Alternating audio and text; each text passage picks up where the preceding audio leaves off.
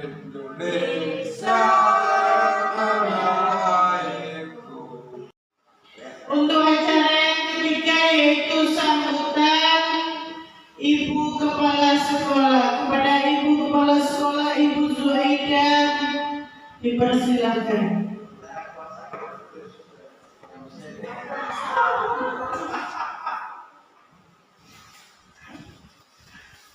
Assalamualaikum warahmatullahi wabarakatuh.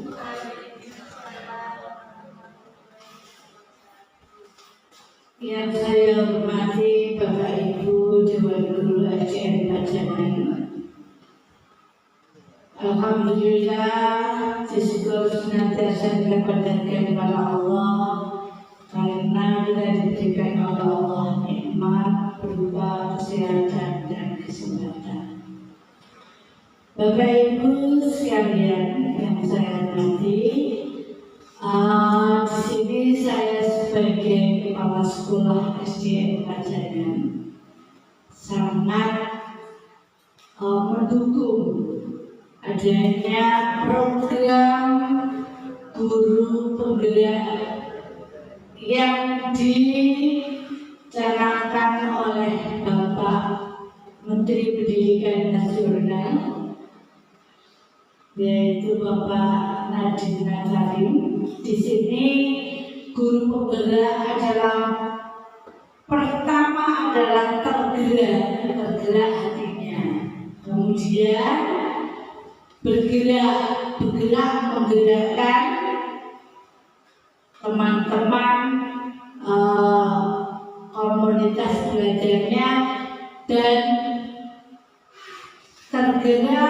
bergerak dan menggerakkan. Nah, saya sangat setuju itu. Sesuatu yang bergerak itu akan merubah.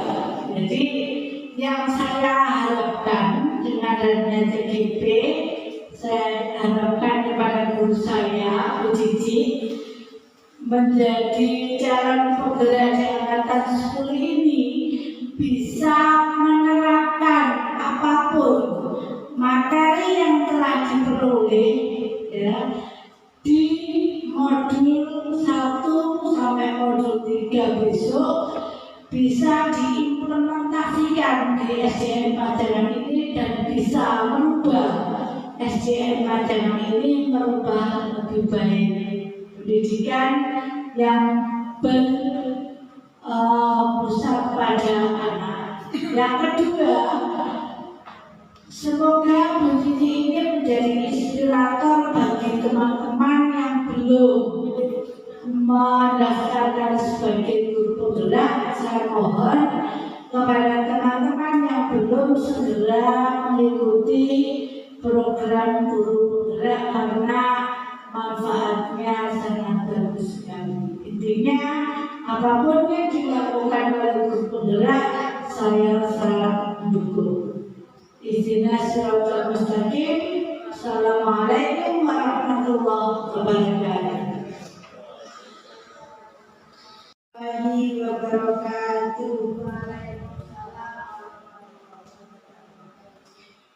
Kepada yang terhormat Ibu Kepala SDN Pajangan, yang saya hormati Bapak Ibu Dewan Guru, sekaligus teman-teman saya di SDN Negeri Pajangan ini. Alhamdulillah hari ini kita semua dapat hadir dalam forum ini dalam keadaan sehat walafiat, tidak kurang sesuatu apapun. Selanjutnya salam tetap tercurahkan kepada junjungan kita Nabi Muhammad SAW, karena beliau adalah suri tauladan bagi kita semua melalui ajarannya agama Islam. Yang ketiga, hari ini Bapak Ibu, saya melakukan aksi berbagi praktik baik yang mana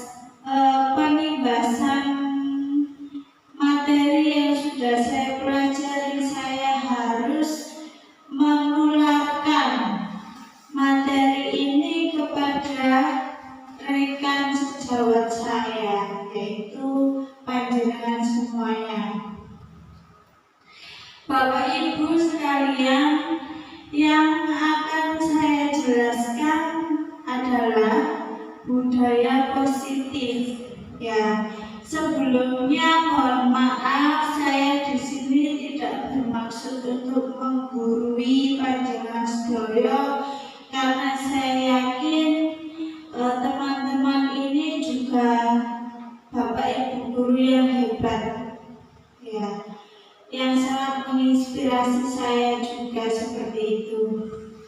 Saya di sini hanya mengularkan ilmu yang sudah saya dapat, ya, dengan harapan nanti bisa diterapkan atau diambil manfaat untuk rekan-rekan semuanya.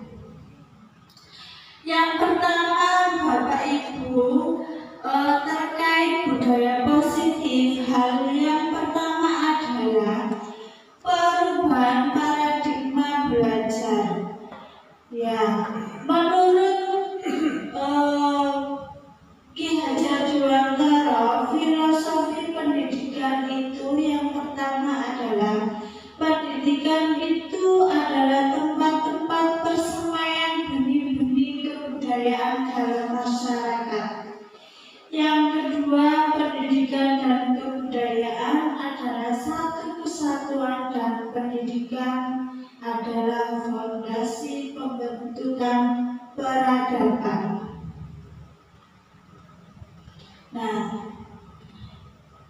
seperti yang kita tahu, 3 semboyan filosofi yang berbahasa Jawa yang dicetuskan oleh Ki Hajar Dewantara itu ada 3. Ya, yang pertama Inkarso Sungtulodo, yang mana kita sebagai seorang guru itu perlu menjadikan diri kita sebagai contoh bagi murid-murid kita dan orang-orang yang ada di sekitar kita.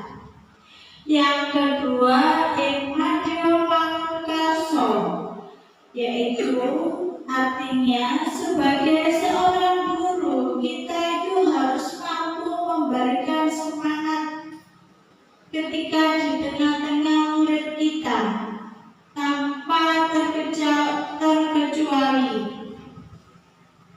Ya. Yang ketiga, Tuturi Handayani, yaitu sebagai guru kita harus senantiasa selalu memberikan dorongan, semangat dan menuntun murid-murid kita ke arah yang lebih baik. Selanjutnya, ya, dengan adanya filosofi tersebut, maka sekolah itu diibaratkan sebagai tanah yang mana sebagai tempat bercocok tanam, sehingga guru harus mengusahakan sekolah menjadi lingkungan yang menyenangkan, menjaga dan melindungi murid dari hal-hal yang tidak baik. Dengan demikian, karakter murid tumbuh dengan baik. Sebagai contoh, murid yang tadinya malas menjadi semangat, bukan kebalikannya. Murid akan mampu menerima dan menyerap suatu pembelajaran bila lingkungan di sekelilingnya terasa aman dan nyaman. Nah, seperti itu Bapak Ibu. Sehingga salah satu tanggung jawab guru itu adalah menciptakan lingkungan itu menjadi lingkungan yang positif, yang mana lingkungan positif itu terdiri dari warga sekolah yang saling mendukung, saling belajar, saling bekerja sama, sehingga tercipta kebiasaan-kebiasaan yang baik. Nah, karena dalam menciptakan lingkungan positif itu kita harus bekerja sama. Nah, siapa yang bekerja sama? Ya, semua anggota atau semua warga sekolah, termasuk panjenengan sedaya ini juga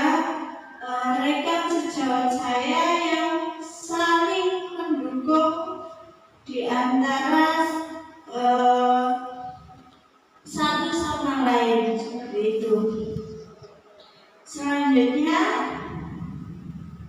cara disiplin positif. Membentuk lingkungan positif tadi dengan cara yang pertama yaitu tadi disiplin positif. Dalam budaya kita, makna kata disiplin itu menjadi sesuatu yang dilakukan seseorang pada orang lain untuk mendapatkan kepatuhan.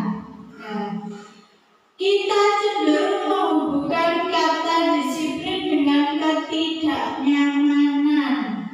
Bapak pendidikan kita, Ki Hajar Dewantara, menyatakan bahwa di mana ada kemerdekaan, di situ harus ada disiplin yang kuat. Jadi antara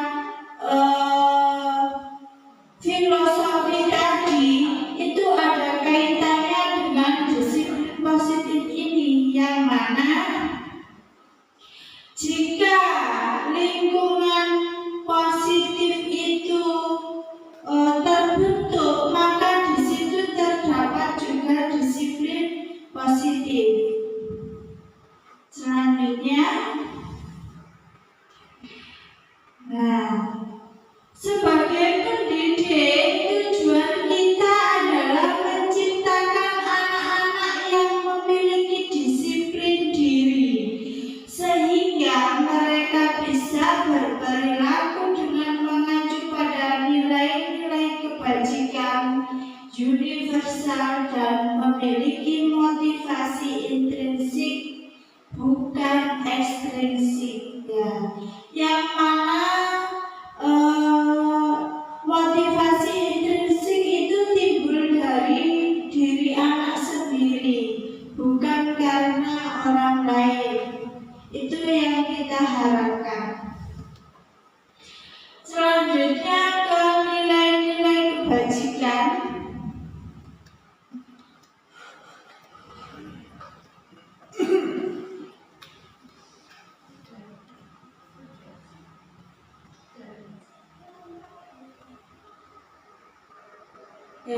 Nilai-nilai kebajikan ini yang pertama adalah sesuai dengan profil pelajar Pancasila.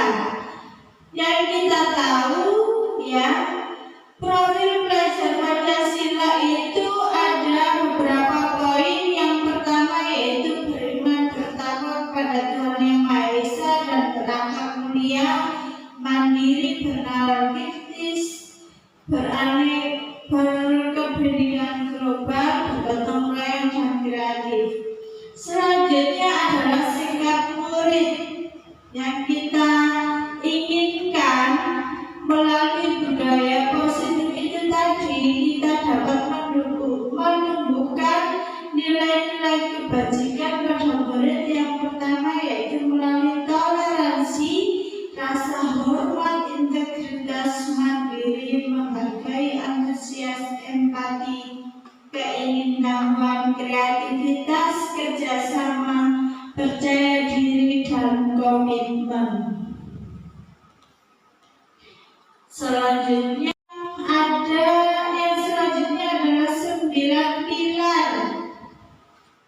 9 pilar karakter ini seperti yang kita tahu yaitu cinta kepada Tuhan, kemandirian, kejujuran, dermawan, percaya diri, itu masuk dalam 9 pilar karakter. Kepemimpinan, toleransi, dan lain sebagainya. Selanjutnya adalah keterampilan hidup. Keterampilan hidup ini yaitu siswa itu harus dapat dipercaya, memiliki lurus hati, pendengar yang aktif, tidak merendahkan orang lain, memberikan yang terbaik dari diri. Selanjutnya, petunjuk hidup ini adalah nilai kebajikan yang berpangku pada petunjuk hidup.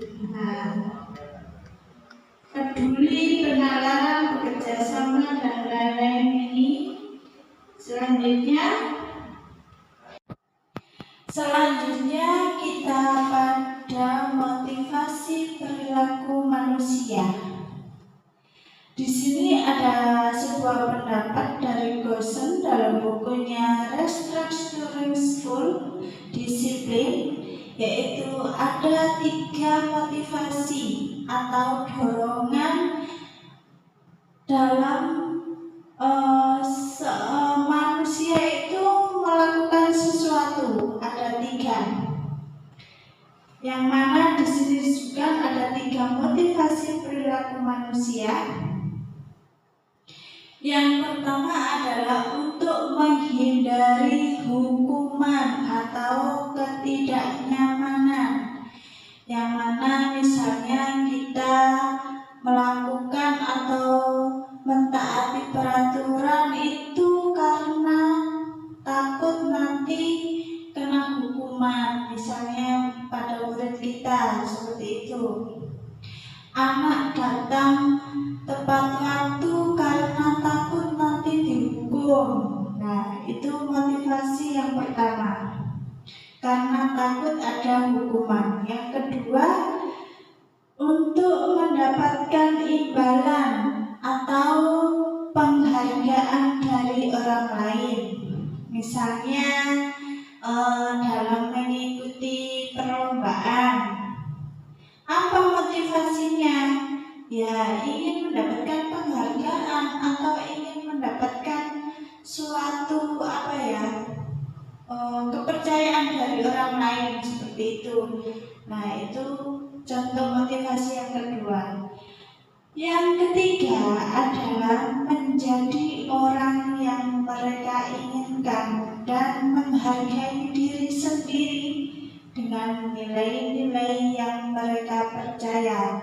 Nah, yang nomor 3 inilah yang harus kita tingkatkan kepada anak didik kita, yang mana kita harus mendorong motivasi yang nomor 3 ini, supaya anak itu menjadi dirinya sendiri, menjadi dihargai oleh dirinya sendiri dan orang lain melalui nilai-nilai yang mereka percayai. Seperti itu, Bapak Ibu. Baik Bapak Ibu sekalian, kita melangkah pada hukuman, konsekuensi, dan restitusi. Apa itu hukuman? Ya, hukuman itu adalah sesuatu yang diputuskan secara sepihak. Misalnya, anak terlambat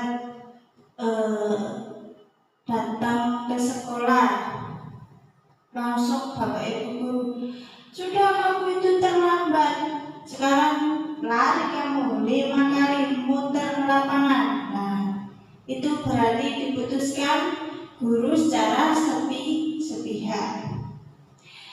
Yang kedua, konsekuensi, yang mana konsekuensi itu adalah kesepakatan kedua belah pihak. Misalnya, sebelumnya misalnya kamu ini tidak mengerjakan PR, konsekuensinya apa? Kamu harus menggantikan PR kamu yang belum selesai. Nah, siswanya menyetujui, gurunya juga menyetujui, itu konsekuensi. Yang mana konsekuensi ini dibuat harapannya juga bermanfaat.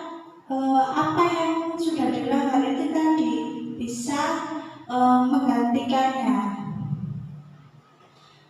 Setelah itu restitusi. Ya, restitusi itu sama dengan penawaran. Ya, yang kita tahu itu restitusi itu penawaran. Tetapi restitusi di sini itu adalah kita sebagai manajer itu, sebagai guru itu menuntun anak itu kepada rasa tanggung jawab akan kesalahannya dengan menunjukkan solusi bagaimana kesalahan yang dia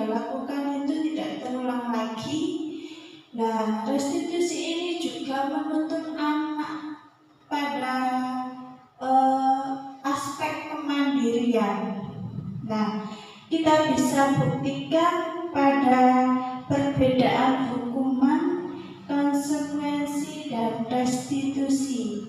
Ya, yang mana konsekuensi dan restitusi itu masuk dalam kategori disiplin. Tapi kalau hukuman itu tidak termasuk karena diputuskan secara sepihak. Baik Bapak Ibu, karena Bapak Ibu tadi sudah saya bagikan kertas, maka Bapak Ibu boleh menuliskan pendapatnya sesuai dengan tabel yang ada di depan ini, yang mana Bapak Ibu bisa membedakan hukuman, konsekuensi, dan restitusi. Nah, hukuman itu murid atau anak belajar menyembunyikan kesalahan. Manfaatnya seperti itu. Apa itu?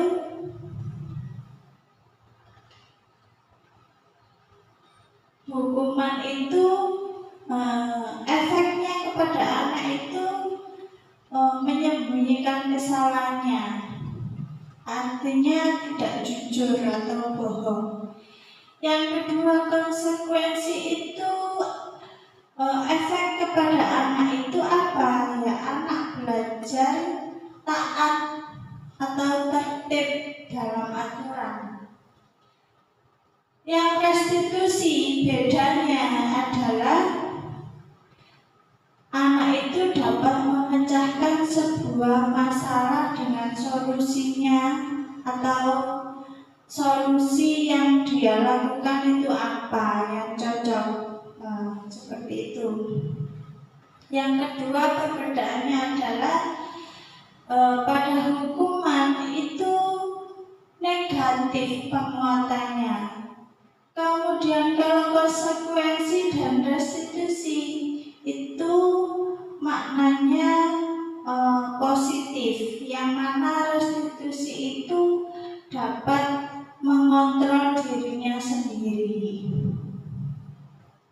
Dampak dari hukuman itu marah, merasa bersalah, rendah diri, minder akhirnya muridnya karena kena hukuman. Kalau konsekuensi itu waktunya waktu jeda seseorang itu menahan seperti itu, merasa kehilangan haknya. Kalau restitusi itu anak itu tidak kehilangan waktu, tetapi dia merasa bersemangat untuk memperbaiki dirinya. Seperti itu Bapak Ibu. Untuk hukuman lagi tiba-tiba itu tidak diharapkan karena sangat melukai. Akhirnya anaknya itu menjadi dendam.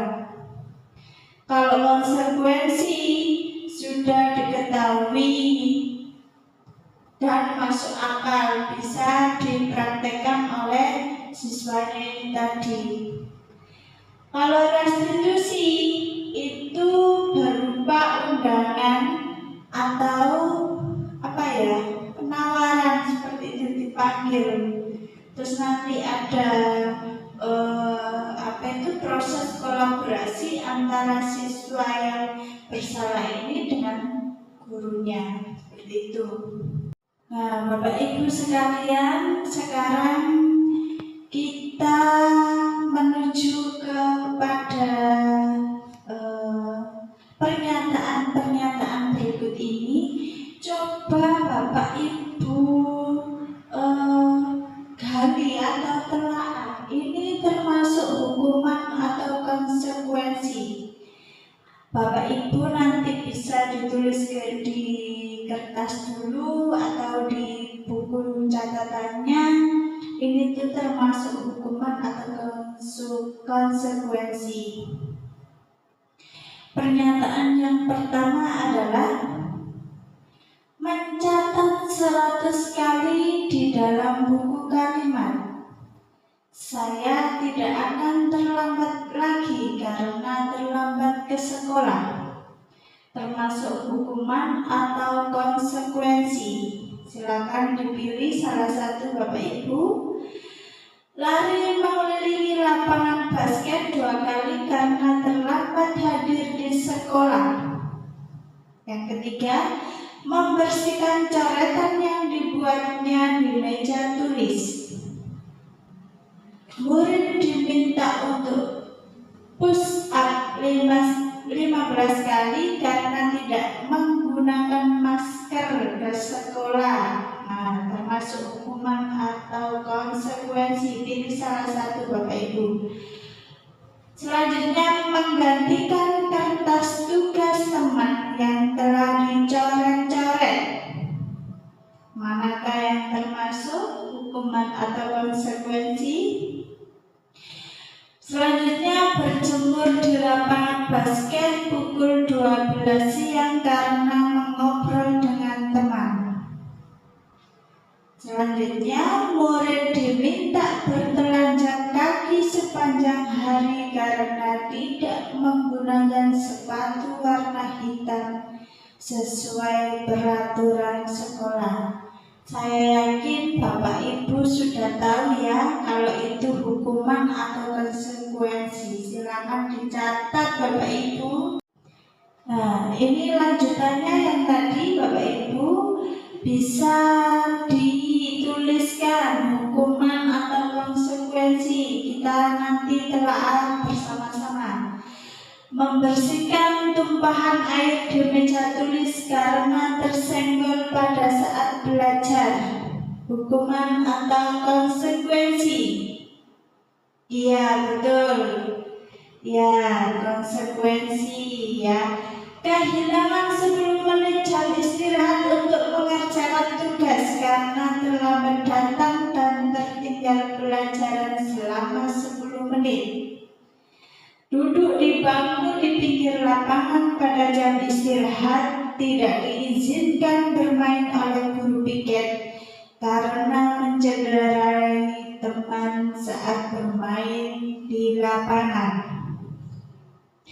Selanjutnya, terlambat hadir di pembelajaran daring 15 menit dan diminta untuk tinggal 15 menit sesudah kelas usai untuk membahas ketertinggalan pembelajaran. Lari mengelilingi lapangan basket 2 kali karena terlambat 10 menit untuk pelajaran PJOK. Nah, ini sudah kelihatan. Kalau pelajaran PJOK berarti disuruh lari ya Pak. Manfaat apa tidak? Ya berarti konsekuensi. Seperti itu ya Bapak Ibu. Selanjutnya, membersihkan WC sekolah karena mematahkan pensil kawannya. Ini sudah terlihat bahwa itu hukuman. Ibu, sekarang kita menuju ke keyakinan kelas. Apa sih keyakinan kelas itu? Kalau dulu di kurikulum sebelumnya itu ada tata tertib dan peraturan sekolah yang harus kita patuhi. Tetapi sekarang itu istilahnya keyakinan kelas. Tetapi ada perbedaan Bapak Ibu dengan peraturan. Kenapa ada perbedaan? Karena keyakinan kelas itu bersifat abstrak daripada peraturan, lebih rinci dan lebih konkret. Yang mana kalimatnya itu berupa kalimat positif, tidak ada kalimat negatif. Keyakinan kelas itu berupa pernyataan-pernyataan universal. Pernyataan keyakinan kelas itu dibuat dalam bentuk positif. Tadi itu kalimat positif ya Bapak Ibu. Keyakinan kelas hendaknya tidak terlalu banyak sehingga mudah diingat dan dipahami oleh semua warga kelas. Selanjutnya, keyakinan kelas sebaiknya sesuatu yang dapat diterapkan di lingkungan tersebut. semua warga kelas hendaknya ikut berkontribusi dalam pembuatan keyakinan kelas lewat kegiatan curah pendapat atau yang kita kenal dengan musyawarah. Selanjutnya, bersedia meninjau kembali keyakinan kelas dari waktu ke waktu. Bapak Ibu, ini adalah contoh kalimat keyakinan kelas yang sudah disepakati. Misalkan keyakinan kelas di kelas 1, masing-masing kelas itu tidak sama keyakinan kelasnya sesuai dengan pendapat muridnya masing-masing. Dan yang pendapatnya itu dipandu oleh gurunya pas waktu pembentukan keyakinan kelasnya. Nah, seperti kita lihat kelas 1 dan kelas 5 berbeda. Kelas 1 itu keyakinan kelasnya perlu belajar, perlu senang, melakukan tugas, saling menghargai, perlu merasa aman. Nah, berarti itu yang diinginkan kelas 1. Kemudian yang kelas 5 bersikap positif, artinya bersikap positif itu banyak. Ada jujur, berani, percaya diri, itu termasuk bersikap positif. Senantiasa menjadi diri yang terbaik, ya, berarti harus menunjukkan bahwa murid-murid dan gurunya itu yang terbaik. Yang ketiga, percaya dan menghormati orang lain serta barang miliknya. Nah, itu berarti saling menghormati, berkomitmen terhadap setiap tugas, senantiasa membantu. Ibu, ini adalah video ketika saya membuat keyakinan kelas bersama murid-murid saya kelas 2. Silakan disimak dulu Bapak Ibu.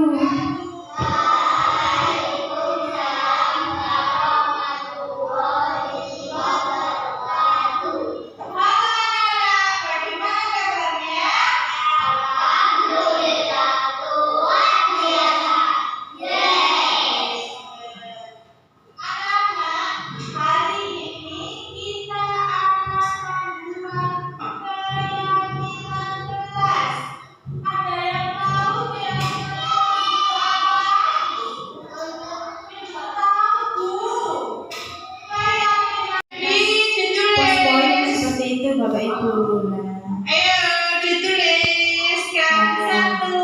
mulai menuliskan satu pendapatnya yang sesuai dengan keyakinan kelas. Kemudian saya tempelkan di papan satu persatu. Nah, ini juga menumbuhkan rasa percaya diri pada anak Bapak Ibu. Nah, ini maju satu-satu. Nah, anak-anak sangat antusias sekali. Mereka sangat senang. Nah, sangat aktif ya, bisa dilihat seperti itu Bapak Ibu. Nanti Bapak Ibu bisa menerapkan di kelasnya masing-masing. Barangkali nanti butuh bantuan atau bagaimana, saya siap membantu Bapak Ibu. Nah.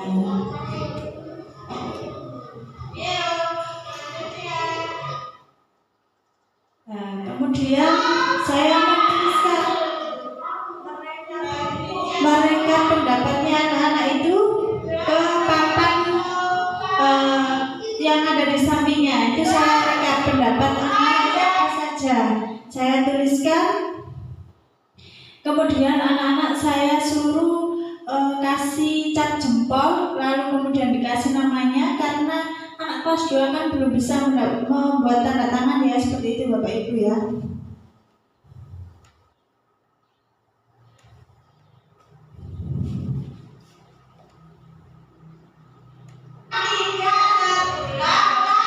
Nah, saya memberikan penguatan kembali bahwa keyakinan kelas yang sudah dibuat itu harus dilakukan. Nah, seperti itu Bapak Ibu. Yang sudah dibuat anak-anak tadi saya buatkan poster dengan desain lagi seperti ini. Karena tadi waktu pembuatannya saya menggunakan tulisan tangan, kemudian saya buatkan desain seperti ini. Hanya 5 keyakinan kelas di kelas 2 saya Bapak Ibu. Kemudian saya tempelkan di papan atau papan data yang semua anak itu bisa melihat. Hurufnya saya besarkan, kemudian desainnya saya buat seperti desain yang diinginkan anak-anak, seperti itu Bapak Ibu. Selanjutnya kita ke 5 kebutuhan dasar manusia.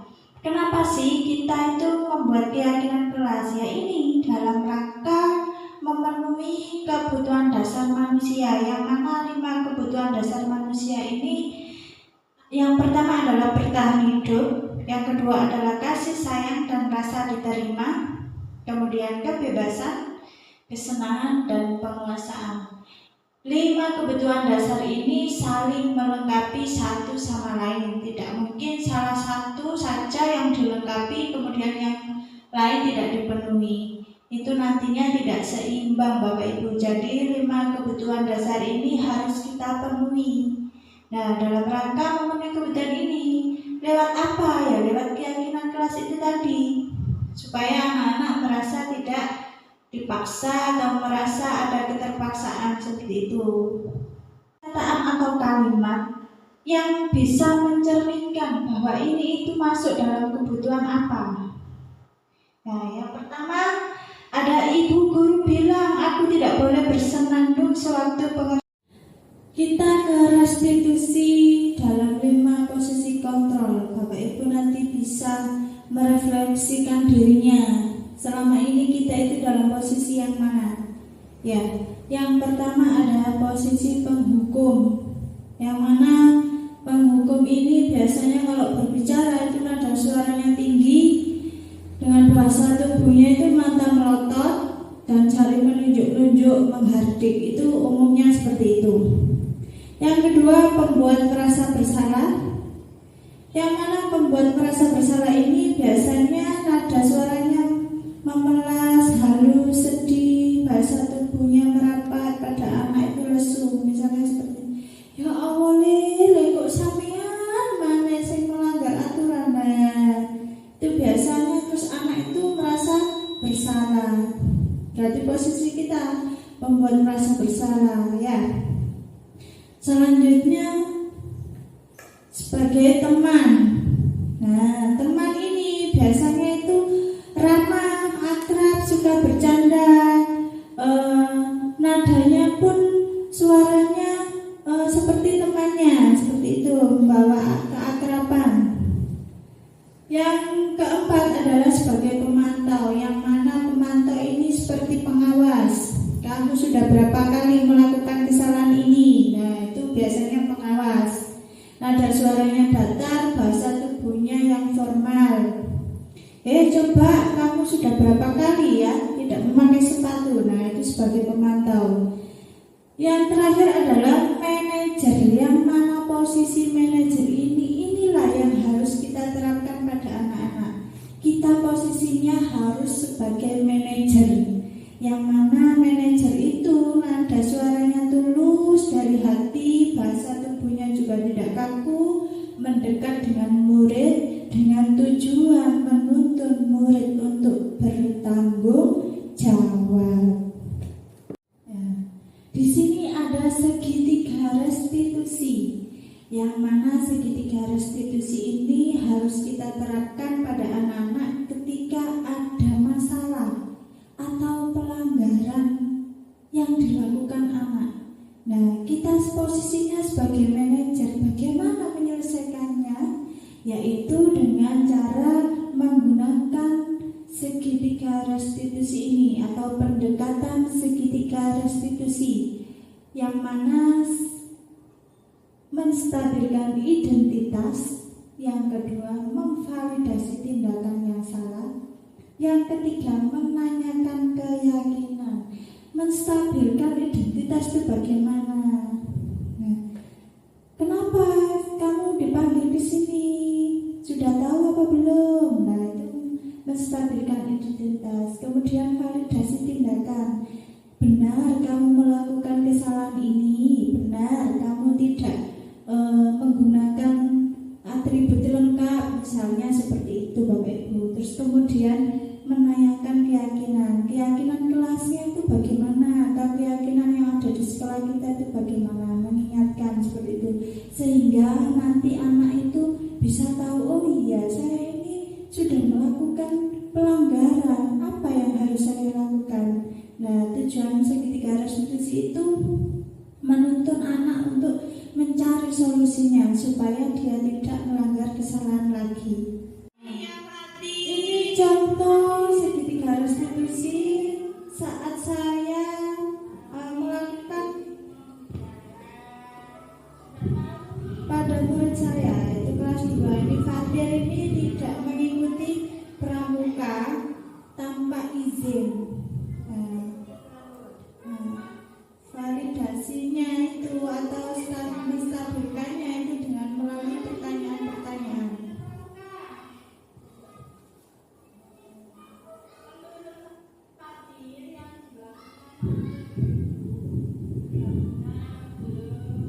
Nah, seperti itu Bapak Ibu. Saya tanya, yang dilakukan itu sudah benar apa belum? Kemudian anak nanti tahu, oh iya berarti saya salah ya kalau melakukan seperti ini. Nah, kemudian saya menanyakan harus apa keyakinannya.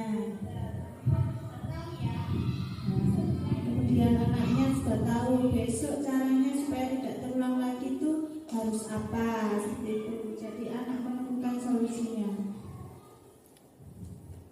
Yang kedua ini saya menerapkan pada siswa saya yang perempuan, yaitu Arya. Arya ini seringkali berangkat sekolah tidak mengenakan atribut lengkap, yang mana dia itu sering tidak memakai ikat pinggang.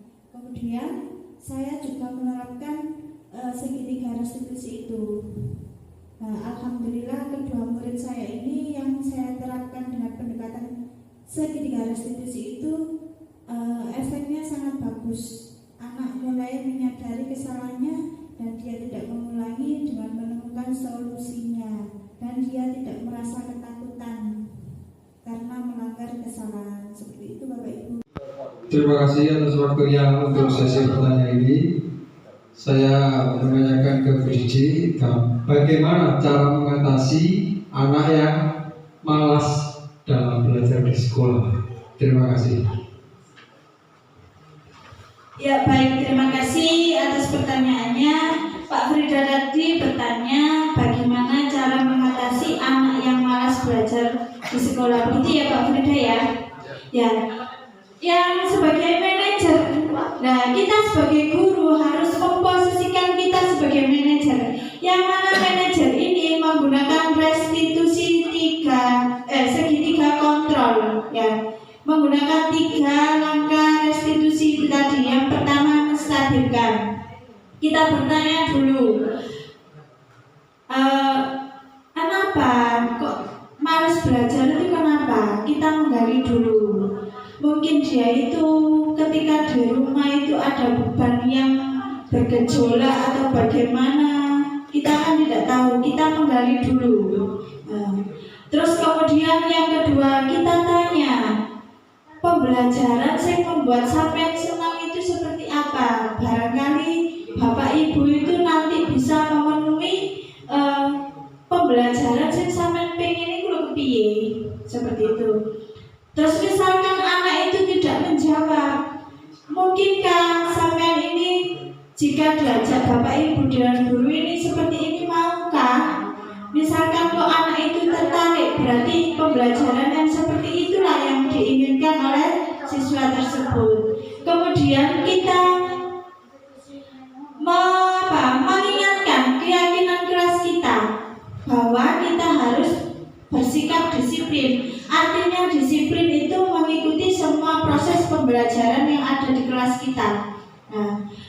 Supaya pembelajaran di kelas kita itu menarik, membuat siswa itu tertarik, semangat mengikuti. Nah itu tadi kita harus memenuhi apa sih pembelajaran yang diinginkan oleh murid kita di kelas itu. Seperti itu Bapak Frida. Makasih. Kurang lebihnya Bapak Ibu saya mohon maaf yang sebesar-besarnya. Hanya ini yang bisa saya sampaikan kepada rekan-rekan semua. Semoga bermanfaat untuk kita semua dan untuk saya untuk kedepannya. Terima kasih. Saya akhiri. Wassalamualaikum warahmatullahi wabarakatuh.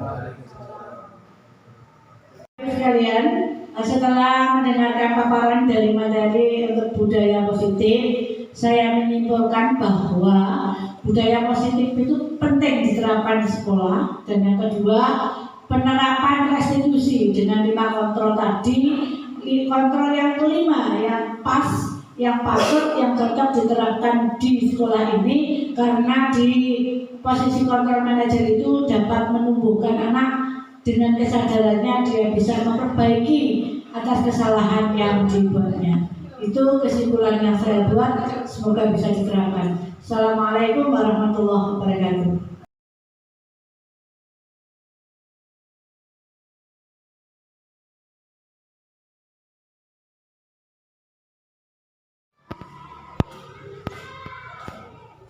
Assalamualaikum warahmatullahi wabarakatuh.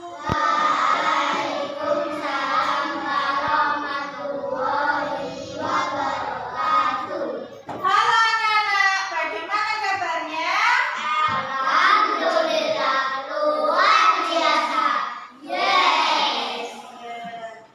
Anak-anak, hari ini kita akan membuat keyakinan kelas.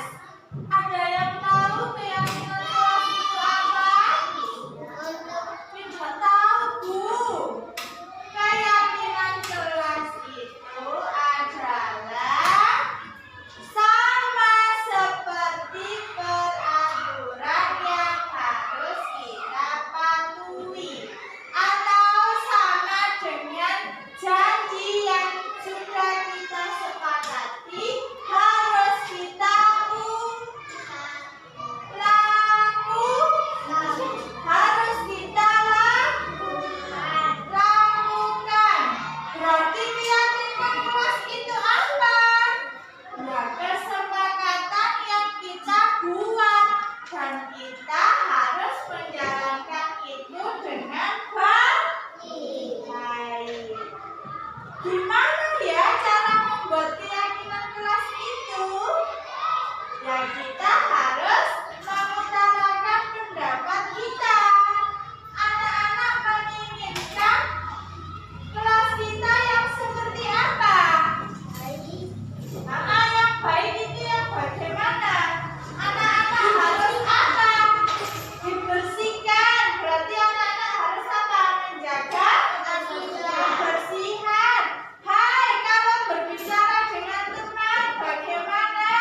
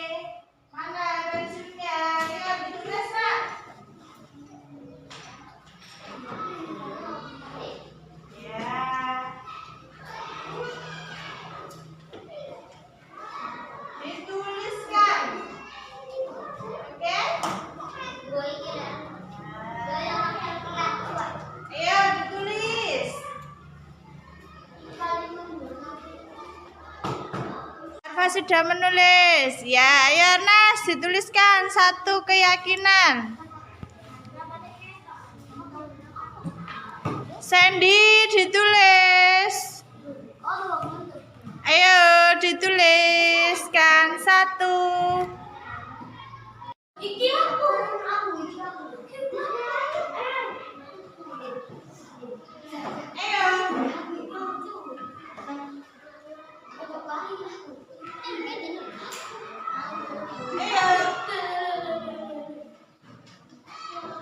Oke.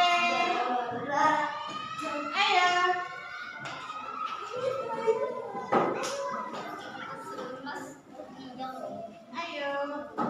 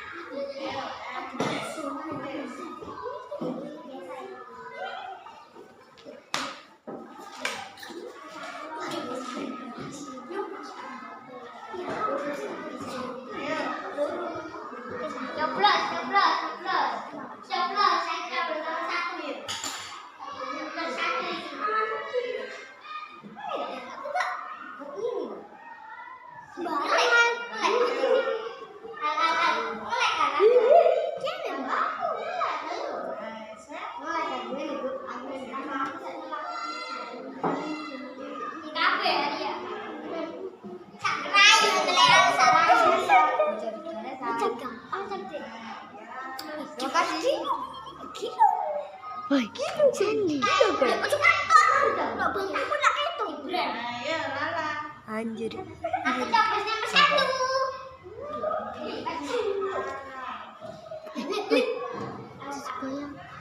Aku capres nomor 1. Atau capres nomor 1. Aku menunggu dah. Ayo duduk. Aku capres nomor 1. Woi Zara, anu kita. Lihat kan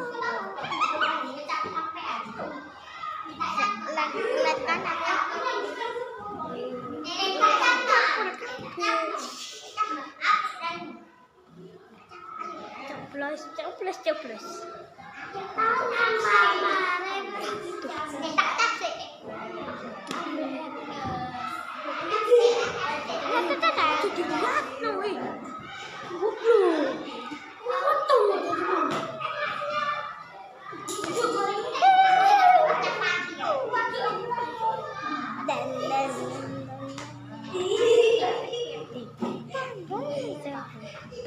Amin tahu.